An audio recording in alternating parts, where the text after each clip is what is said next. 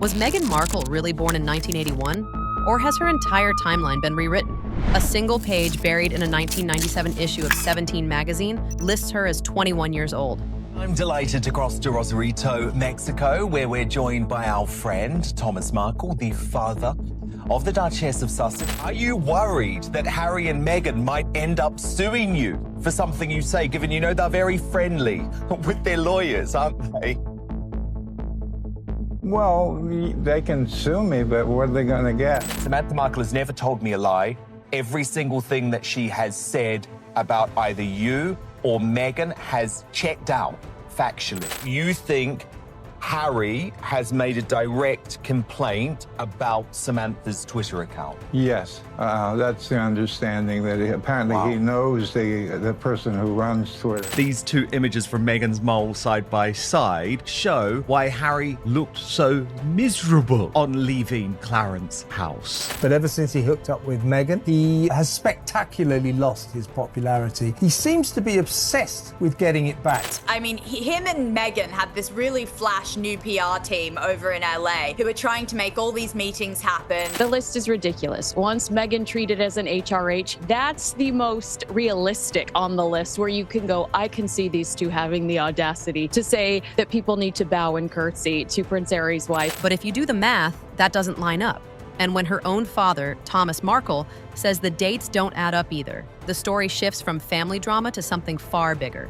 Because if even the simplest detail, her age, is blurred, what else in the royal narrative might not be as solid as we've been told? When Thomas Markle speaks about his daughter, the world doesn't hear a proud father, they hear a witness. You think Harry has made a direct complaint about Samantha's Twitter account? Yes, that's the understanding, that apparently he knows the person who runs Twitter. Every sentence he gives in interviews is dissected like courtroom evidence, and his words cut deeper than gossip. Again and again, Thomas has hinted that the Meghan polished for palace press releases isn't the same woman he remembers raising. To him, the timeline feels off, the milestones forced, and the story rewritten. And that's why his voice carries so much weight. He isn't just questioning his daughter, so he's daring the world to look closer at the cracks in her carefully managed biography. The real shock didn't come from Thomas's words. It came from the archives. Buried on page 90 of 17 magazine's March 1997 issue, Meghan Markle was listed as 21 years old. At first glance, it looks like filler text you'd skim past. But if her official birth year is 1981, then she would have been just 15 at the time, not 21. That's a 6-year gap, one that doesn't just raise eyebrows, it blows a hole straight through the story we've been told. Are you worried that Harry and Meghan might end up suing you for something you say, given you know they're very friendly with their lawyers, aren't they? Well, they can sue me, but what are they going to get? And unlike a rumor floating on social media, this isn't a screenshot or a whisper, it's ink on paper, preserved in a magazine that still sits in library archives today. A detail so small yet powerful enough to question the very foundation of Meghan's public narrative. In royal life, paperwork isn't just paperwork, it's history. Birth certificates, marriage licenses, official titles, these aren't casual documents, they're bricks in the dynasty's wall. But even bricks can shift. Take Archie's birth certificate, for example. It was filed with Meghan's full name, Rachel Meghan Markle, only to be quietly amended weeks later. Suddenly, her names were stripped, leaving only her title, Her Royal Highness, the Duchess of Sussex. At the time, palace officials brushed it off as a matter of consistency. But to critics, it was proof that even the most official records could be rewritten if image demanded it. And once you accept that royal documents can be altered, the question becomes unavoidable. If a birth certificate can change, why couldn't a birth year? The college years add another strange wrinkle. On paper, Meghan graduated from Northwestern University in 2003, a 22-year-old majoring in theater and international studies. Clean, simple, no questions asked. But then the photos started resurfacing. In one salsa club picture, Meghan stands smiling with classmates who, today, are in their mid-50s. That would place their own birth years in the early 1970s, raising an uncomfortable question. Were these just unusually older students? Or was Meghan closer to their age than her biography suggests? At alumni reunions, the contrast is even sharper, with former classmates looking less like peers and more like a different generation entirely. On its own, it could be dismissed as coincidence. But stacked against the magazine scan and her father's doubts, it adds one more crack to an already fragile timeline. In Hollywood, shaving years off your age isn't a scandal. It's survival. Casting directors have admitted it openly. The moment an actress turns 30, half the scripts disappear. But trim 5 or 6 years and suddenly the doors swing wide again. For Meghan, the incentive couldn't have been higher. A 6-year adjustment would have kept her in the running for ingenue parts instead of being pushed into maternal or older sister roles.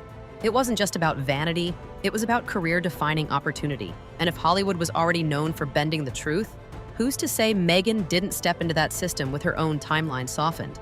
What starts as an industry trick for survival takes on an entirely new weight once that actress steps into the royal spotlight, where image isn't just marketing, it's legacy. When Meghan walked down the aisle at St. George's Chapel in 2018, the narrative was carefully set. She was 36, a glamorous modern bride bringing Hollywood sparkle into the monarchy. The press emphasized her maturity as a strength, contrasting her with the younger brides who came before. But if she was actually in her early 40s, as the 17 magazine math suggests, the framing changes completely. She wouldn't have been painted as a fresh addition to the royal family, but as someone older than the image allowed. And for a monarchy obsessed with optics, that subtle shift matters. Samantha Markle has never told me a lie. Every single thing that she has said about either you or Meghan has checked out factually. Every photo, every headline, every carefully staged angle at the wedding was meant to project youth, elegance, and vitality. If her real age undercut that story, then the royal fairy tale wasn't just polished, it may have been rewritten. You think Harry has made a direct complaint about Samantha's Twitter account? Yes, that's the understanding, that apparently he knows the person who runs Twitter. The internet didn't let this story fade into the background. Fans on Reddit, TikTok, and Twitter began stitching together timelines like detectives, comparing magazine scans, yearbook photos, and alumni lists.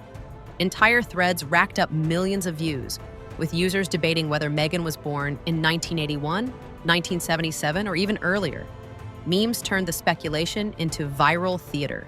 These two images from Meghan's mole side by side show why Harry looked so miserable on leaving Clarence's house. One joked that Meghan had graduated high school twice, while another edited her onto the cover of 17 with the caption, 21 going on 15. What began as an obscure magazine footnote exploded into a cultural debate. And it wasn't just fans stirring the pot. Even alumni records and old event programs surfaced online, some allegedly listing her in age brackets that didn't match the official story. On their own, these might look like minor errors, but stacked together, they painted a picture that was hard to ignore, and the louder the internet got, the harder it became for the palace to control the narrative. But ever since he hooked up with Meghan, he has spectacularly lost his popularity. He seems to be obsessed with getting it back. I'll tell you the real reason. It's all a PR stunt. Inside the monarchy, silence has always been a weapon. Meghan chose not to address the age debate, but that silence cut both ways. Supporters saw it as strategy, so refusing to give oxygen to a rumor, but critics read it as avoidance, a refusal to confront contradictions that wouldn't go away. And while Meghan stayed quiet, the palace offered no clear statement either. For an institution built on precision and control, that hesitation was glaring. Commentators compared it to Prince Andrew's disastrous BBC interview or Diana's explosive confessions. Well, there were 3 of us in this marriage, so it was a bit crowded. Credibility matters more than legality. Meghan's exact birth year doesn't change her title or her children's place in the line of succession. But if the public believes even one detail of her story has been massaged, the trust that props up the monarchy begins to fracture. And once credibility breaks, it rarely comes back. At the end of the day, Meghan's exact age doesn't rewrite royal law. It doesn't strip her titles, and it doesn't move her children in or out of the line of succession. But that was never the point. In royal life, the damage is rarely about rules. It's about perception. The feud between William and Harry is as bitter as ever. If a single magazine line can shake the foundation of a duchess's biography, what does that say about the palace's ability to protect its image? For critics, it confirms what they always suspected, that Meghan's story from Hollywood to Windsor wasn't just lived, it was curated. For fans, it raises a bigger question. If ink on paper can blur something as basic as a birth year, then what else in the royal narrative might have been softened, adjusted, or erased? That's the true danger.